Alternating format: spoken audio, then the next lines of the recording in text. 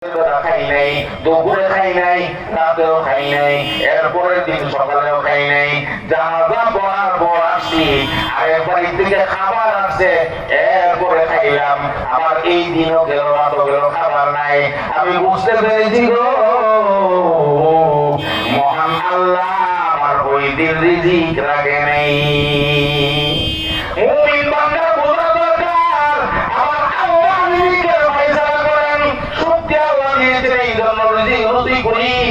আমি যদি পড়ে থাকি, বিছনায় পড়ে থাকি, তারপরও কিন্তু আমার খাবার আসবে। আসবে কিনা? জোরে বলে আসবে কিনা? আমার খাবার আসবে।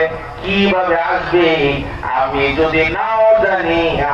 এমন সময় দেখতেছে একটা পাখি কিছু রুটি টুকরা, কিছু খাবার নিয়ে একটা মরা একটা গাছের খোলের মধ্যে আসে, আইসা খাবারটা দিয়ে চলে যায়।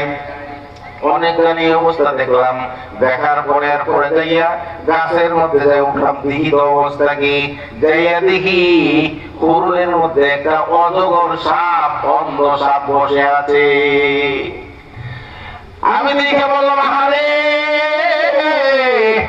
আমি মানুষ হলেও বুঝি নাই, একটা সাপকে আল্লাহ পাখি দিয়ে যদি খাবারের ব্যবস্থা করে দেয়, আমি আশরাফুল মাখলুকাত, আমার খাবারের ব্যবস্থা তো এটাইতে আর উত্তম ভাবে আল্লাহ করবেন কিনা বলে?